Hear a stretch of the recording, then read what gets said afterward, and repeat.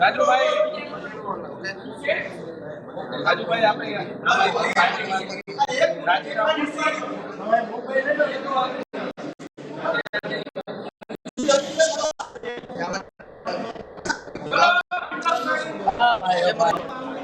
બોલો મને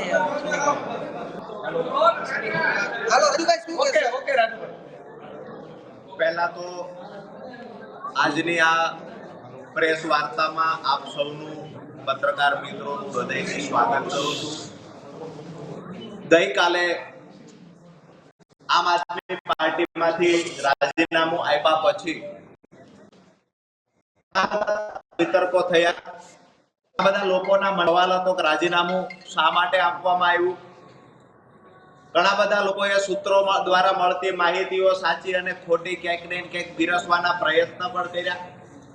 ક્યાંક ને ક્યાંક ખેડૂતોના મનમાં પણ એક શંકા ઉપજી, ખરેખર વાસ્તવિકતા શું છે, શા માટે રાજીનામું આપવું જોઈએ. તો આજે પ્રેસ વાર્તાના માધ્યમથી, આપ સૌના માધ્યમથી ગુજરાતના તમામ ખેડૂતો સુધી રાજીનામાના કારણો પહોંચાડવાના પ્રયત્ન કરવાના ભાગરૂપે આજે આપણે મળ્યા છીએ. ખાસ કરીને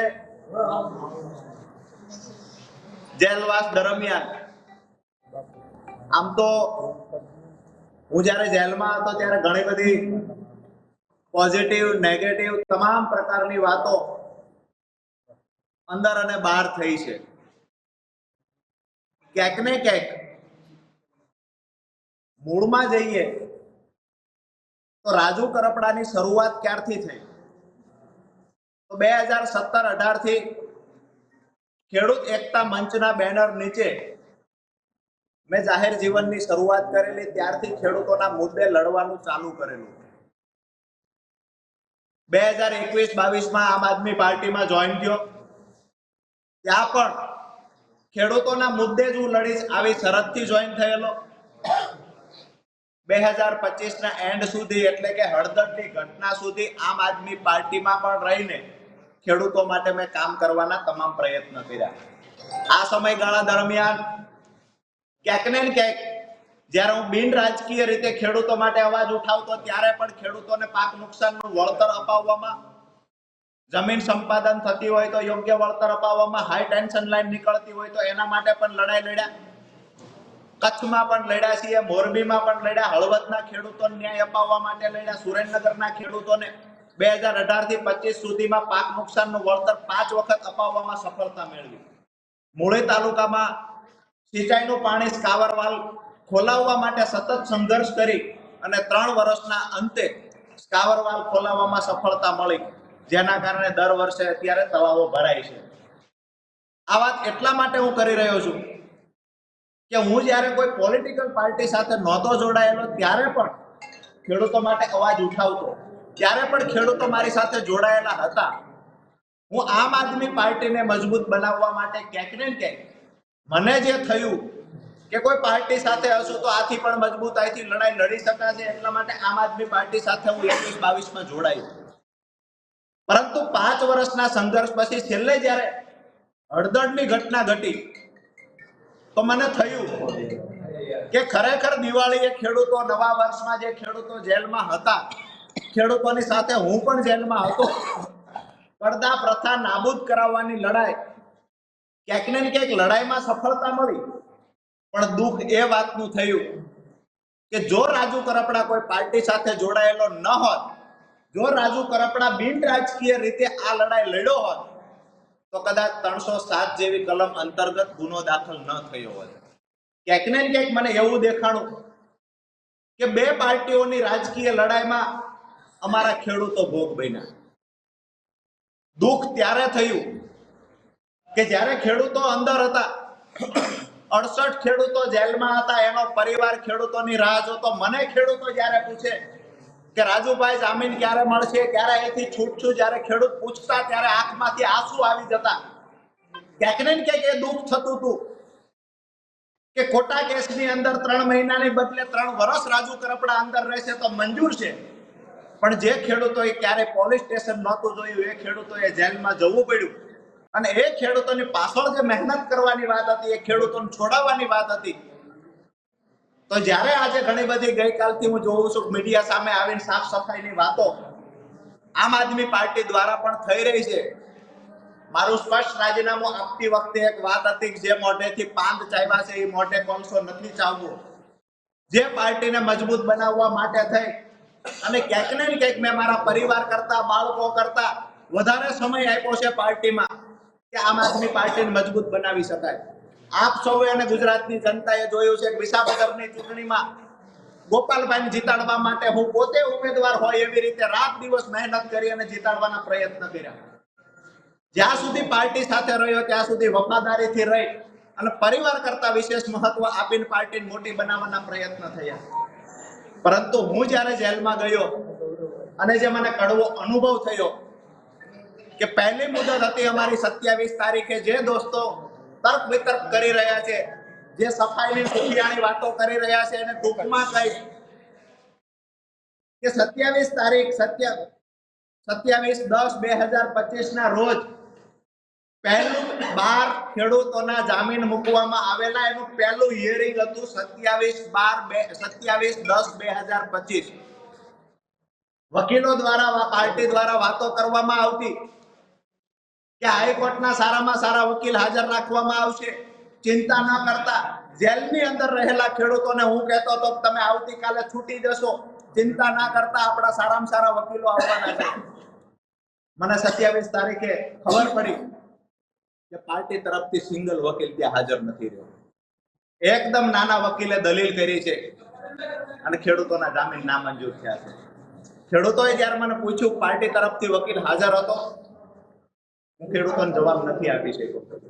એનાથી આગળ વાત કરીએ કે જ્યારે ભાવનગર વાળો કેસ અમારા પર થયો, ક્યાંક ને ક્યાંક રાજુ કરપડાને જેલમાંથી બહાર કઢાવવાની જગ્યાએ પ્રદેશમાં રહેલા એક બે વ્યક્તિએ રાજુ કરપડાને વધારે સમય ફસાવવાના પ્રયત્ન કર્યા છે. મને ફસાવે એનાથી મને કોઈ દુઃખ નહોતું, અફસોસ નહોતો. કદાચ હું એમનો હરીફ બનીશ ભવિષ્યમાં, આવું સમજીને ફસાવવાના પ્રયત્ન થયા. પરંતુ મારા ખેડૂતોને પણ મારો ગુસ્સો રાખીને, ખેડૂતોને પણ જેલમાં રાખીને, ખેડૂતો સાથે ક્યાંક ને ક્યાંક ગેમ થઈ હોય આવું જ્યારે દેખાણું, ત્યારે જેલમાં બેઠા બેઠા નિર્ણય કર્યો હતો કે આવનાર સમયમાં જે પણ કાંઈ થશે એ બિન રાજકીય રીતે મારાથી થશે એટલું કરીશું. અને જ્યારે પણ કોઈ એવું કહેશે કે ખેડૂતોનું અમે આ સારું કામ કરીએ છીએ, તો કોઈ પણ પાર્ટીના લોકો સારું કામ કરતા હશે, પછી સત્તામાં રહેલા લોકો હોય કે વિપક્ષમાં રહેલા લોકો સારું કામ કરશે, તો એના જાહેર મંચ પરથી વખાણ કરીશું.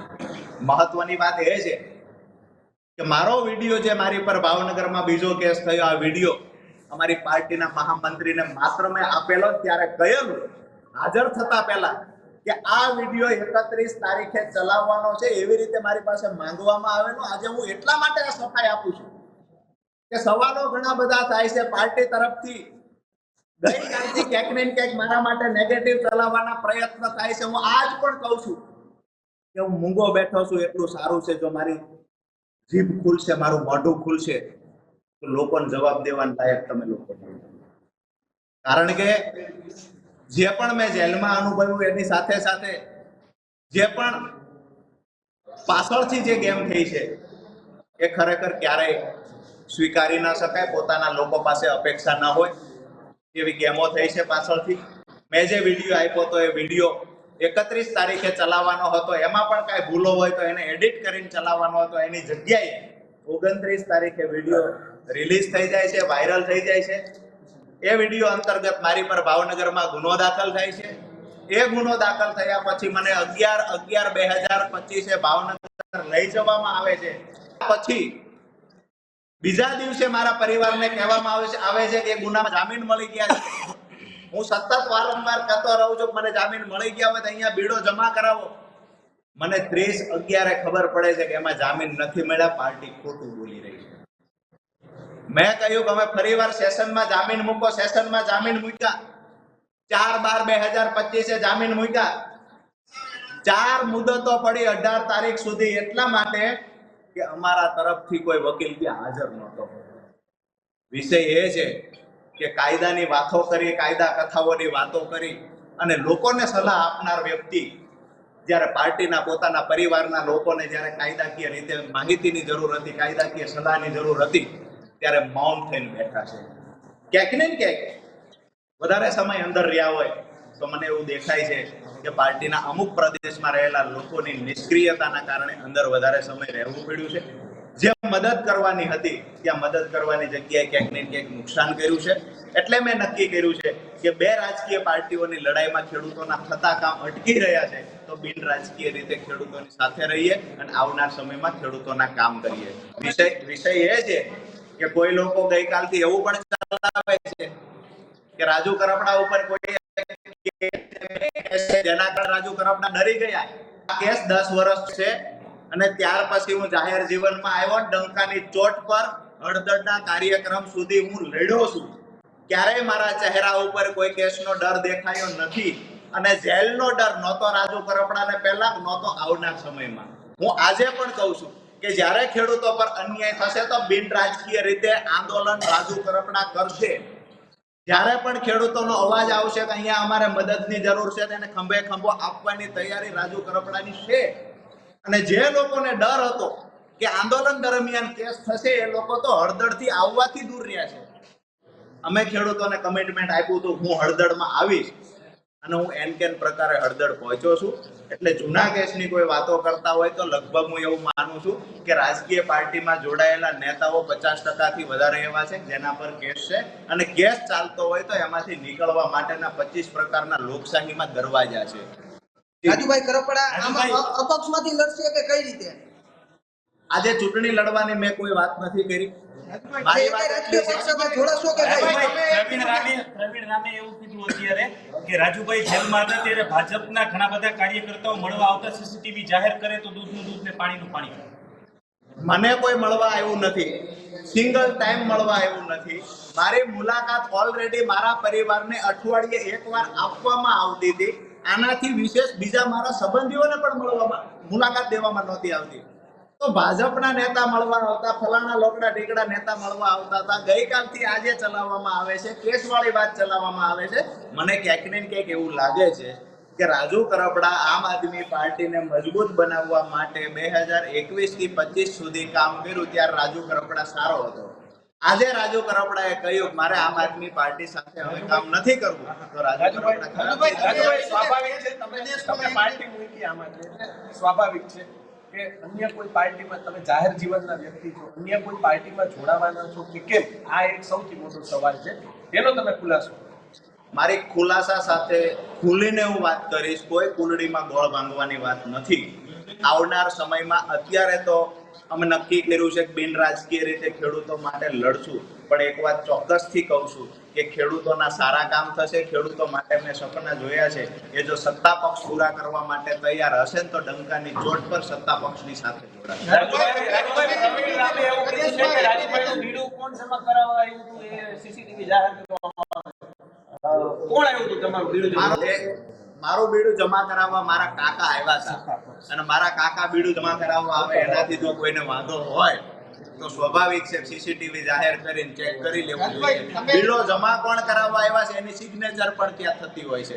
મારો બીડો જમા કરાવવા રામકુભાઈ કાથડભાઈ કરપડા આવ્યા હતા જે મારા કાકા છે. રાજુભાઈ તમે પ્રદેશની વાત કરી, પ્રદેશના એક નેતા કોણ? આમ આદમી પાર્ટી સાથે તમે જોડાયેલા નથી. જે પ્રદેશના નેતાઓ અત્યાર સુધીના પ્રદેશના નેતાઓનો વર્તણૂક વિશે તો તમે વાત કરી કે ભાઈ કોઈ મળવા જેલમાં હોય, વકીલ હોય, પર્ટિક્યુલર જે આમ આદમી પાર્ટીના 5 ધારાસભ્યો છે, 4 ધારાસભ્યોનું વર્તન કેવું રહ્યું? હેમંતભાઈ ખવા ભાઈ, અમારે ચૈતરભાઈ, આ લોકોએ સપોર્ટ આપવાના પૂરતા પ્રયત્ન કર્યા. ઈસુદાનભાઈ છે તો એના માટે પણ મને એવું નથી લાગતું એને પણ ક્યાંય નેગેટિવ કર્યું હોય. પરંતુ જે વ્યક્તિ માટે થઈ અમે રાત દિવસ મહેનત વિસાવદરમાં કરી હતી એ માણસ એની ફરજ ચૂકી ગયા છે. 4.5 મહિના અમે લોકો જેલમાં રહ્યા, વારંવાર મેસેજો આપ્યા છે. અઠવાડિયામાં 3 ફોન અમારા પરિવારને થતા નિયમ મુજબ. આ 3 ફોનમાં અમે પરિવારને વારંવાર કહ્યું છે કે પાર્ટીને કહો અહીંયા કોઈ લીગલ વકીલને મોકલે. વકીલ સાથે અમારે ઘણા બધા સમાચારની આપ-લે કરવી છે. આજે દુઃખ સાથે કહેવું પડે 4.5 મહિનામાં એક પણ વખત વકીલ મુલાકાત જેલમાં પાર્ટી તરફથી ન થઈ. રાજુભાઈ કરપડા સોરી, ગોપાલભાઈ પણ તમારી સાથે કોન્ટેક્ટ નથી કર્યો? ગોપાલભાઈએ કોઈ કોન્ટેક્ટ નથી કર્યો. પણ અમને વચ્ચે જાણવા મળ્યું હતું પ્રવીણભાઈની મુલાકાત કરવાની ટ્રાય કરીને મુલાકાત ન આપી. મુલાકાત ન આપી એ ખબર ને એમને ટ્રાય કરી, અમે જેલમાં ગયા પછી 2 મહિના પછીની ટ્રાય હતી. આ 2 મહિના સમયગાળા દરમિયાન ક્યાં હતા? બીજું કે એને નથી આવવા દીધા, પરંતુ જે વકીલો પાર્ટી તરફથી છે કમસે કમ વકીલોને તો મોકલવા હતા. એનાથી આગળ વાત કરીએ, અમારા કેસમાં શું ચાલી રહ્યું છે પરિવારને પૂછવાની ટ્રાય નથી થઈ. પરિવારે જ્યારે ફોન કર્યા છે તો એના માટે પણ જે વ્યવહાર ન કરી શકાય એવો બિહેવિયર થતા હોય છે. અને અગાઉ પણ જે આમ આદમી પાર્ટી જે છોડ્યું છે એમને સીધી રીતે ગોપાલભાઈ પર આક્ષેપ લાગ્યો છે કે ગોપાલભાઈ પાર્ટીના કાર્યકર્તાઓ સાથે સારું વર્તન નથી કરી રહ્યા. તમારો પર્ટિક્યુલર અભિગમ શું છે? આ વાત સાચી છે કે ખોટી છે? શું કહેશો? મેં પહેલા જ કહ્યું કે જે મોટે પાન ચાવ્યા એ મોટે કોલસો ચાવવાનો મતલબ નથી, પરંતુ પાર્ટીમાંથી જે લોકો ગયા છે એને ક્યારેય લગભગ બીજા કોઈની વાત નથી કરી. શા માટે એને તકલીફ છે એ મને સમજાતું નથી, પણ હું એક વાત ચોક્કસથી કહીશ કે ગોપાલભાઈ આમ આદમી પાર્ટીને ક્યારે ઊભી નહીં થવા દે. રાજુભાઈ, અત્યારે તમે બોલ્યા કે આવનારા દિવસોમાં સત્તા પક્ષ સાથે જોડાશો, ત્યારે જ્યારે તમે જેલમાં હતા પ્રવીણભાઈ એવું કહે છે કે આ બધાય વાતચીતું પાયે ત્યારથી જ મંડાઈ ગયા હતા, ત્યારથી રાજુભાઈ ખૂબ જ ચિંતામાં હતા અને ત્યારથી જ એને બધું આ વ્યૂહરચના બનાવી નાખી હતી. પ્રવીણભાઈ એવું કહે છે કે રાજુભાઈ ત્યારથી ચિંતામાં હતા. મને તો ચિંતા એ વાતની હતી 4.5 મહિનામાં મારી પાર્ટીનો એક પણ વકીલ અહીંયા મળવા શા માટે નથી આવતો. મને ચિંતા એ વાતની હતી કે મારા ફાધર જ્યારે પાર્ટીના સંગઠન મહામંત્રીને ફોન કરીને કહે છે કે રાજુભાઈના સમાચાર છે કે તમારે કોઈએ જેલે મળવા જવાનું છે, મારા ફાધરને કહેવામાં આવે મનોજ સોરઠિયા દ્વારા ગોપાલભાઈના કહેવાથી કે રાજુ કરપડા જેલમાં બેઠા બેઠા ગમે એટલા મેસેજ આપે, અમે લોકો નવરા નથી, અમારે 50 પ્રકારના કામ છે. દુઃખ મને એ વાત દુઃખ ને ચિંતા હતી એટલે ભાજપ રાજુભાઈ કરપડા ખાસ સત્તા પક્ષ સાથે ક્યારે જોડાશે? આ ટૂંક સમયમાં જોડાશે?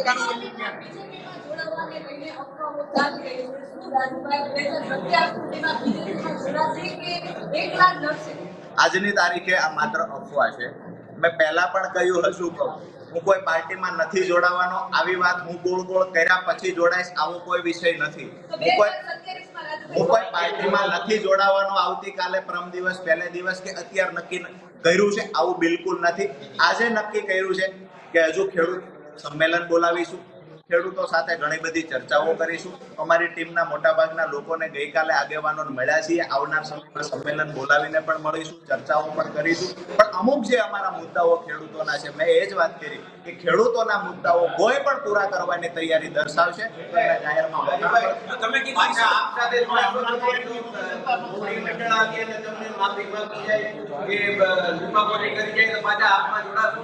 ગઈકાલે રાજીનામું આપ્યા પછી મને સિંગલ ફોન આવ્યો નથી એટલે એ કોઈ સવાલ ઉભો થતો નથી. એમને તમે ઈશુદાનભાઈના હેમંતભાઈના વખાણ કર્યા, આપ હેમંતભાઈ અને ઈશુદાનભાઈના વખાણ કર્યા તો બંનેને તમારી સાથે લઈ જશો કે શક્યતા ખરી કોઈ મોટા નેતા તમારી સાથે આવે પાર્ટી છોડે?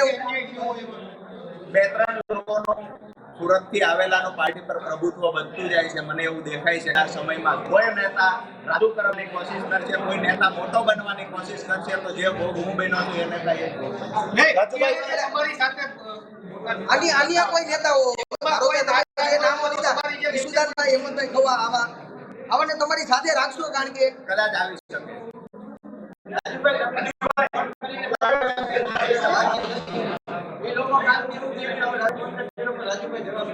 મારો મોબાઈલ સાથે છે અને સિંગલ પર પાર્ટીના મેઇન કોઈ વ્યક્તિ આવ્યો નથી. માત્ર નાના કાર્યકર્તાઓની, જિલ્લા પ્રમુખોની તો એમના અઢળક ફોન આવ્યા છે. મારી સાથે અહીંયા બેઠા છે સુરેન્દ્રનગર જિલ્લાના લોકસભા ઇન્ચાર્જ પણ છે, પ્રમુખ પણ છે, પ્રમુખો પણ છે. અમારી જે ટીમ છે આ તો સ્વાભાવિક છે કે અમારી સાથે રહીએ છે. જિલ્લા પ્રમુખોનો આગ્રહ હોય પણ પ્રદેશ ટીમમાંથી કોઈએ મનાવવાના પ્રયત્ન કર્યા હોય. આવી ઘટના ગઈકાલથી લઈને અત્યાર સુધીમાં કાંઈ બની નથી. મેં પણ સાંભળ્યું છે રાજુભાઈ રાજીનામા બાદ ભાજપમાંથી ફોન આવ્યો છે? મને અત્યાર સુધી કોઈ ભાજપમાંથી ફોન નથી આવ્યો, પણ કોંગ્રેસના નેતાઓ વાયા કોશિશ કરે એવી રીતે ભાજપના નેતાઓ પણ વાયા કોશિશ કરે છે. મને ડાયરેક્ટલી જેલમાં હતા ત્યારે કોણે એવો પ્રયત્ન કર્યો? પ્રદેશના 2 નામ, કયા 2 નામ છે કે જે ઈચ્છતા હતા કે રાજુભાઈ જેલમાં રહે? મેં સ્પષ્ટ તો કરી દીધું કે જેના માટે બીજા કોણ 2 નામ તમે કીધા? બીજા નેતા મેં મનોજભાઈ સોરઠિયા નામ આપ્યું કે જેને મારા ફાધર સાથે પણ ખરાબ બિહેવિયર કર્યો છે. રાજુભાઈ ખરપડા જેલમાં હોય નહીં તો જેલમાંથી ગમે તે મેસેજ આપે, અમે નવરા નથી એમના માટે. રાજુભાઈ, ખાસ એવું પણ એક વાત આવે છે કે આમ આદમી પાર્ટી છે તે ભાજપની બી ટીમ છે. આપ તો હવે આમ આદમી પાર્ટીમાં 5 વર્ષ રહ્યા, શું હકીકત શું છે? આ બે લોકો સિવાય ભાજપની બે ટીમ કદાચ આમ આદમી પાર્ટીમાં કોઈ હોય એવું મને નથી લાગતું. આ ગોપાલભાઈ ને રાજુ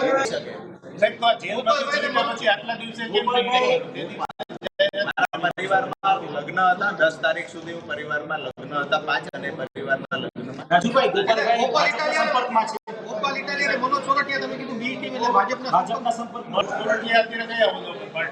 પાર્ટીમાં સંગઠન મહત્વના હોદ્દા પર છે, લાંબા સમયથી છે. મારી વાત એ છે કે બે ટીમ જ્યારે આમ આદમી પાર્ટીની વાત થતી હોય તો હું આજ દિવસ સુધી આમ આદમી પાર્ટી સાથે હતો. આમ આદમી પાર્ટીને બે ટીમ તરીકે કામ કરતા નથી જોયું, પણ આમ આદમી પાર્ટી મજબૂત ન થાય એના માટે આ બે નેતાઓએ કામ ચોક્કસથી કર્યું. એટલે મને એવું લાગે કે બે ટીમ તરીકે ગોપાલભાઈ પંજાબ સંપર્કમાં છે.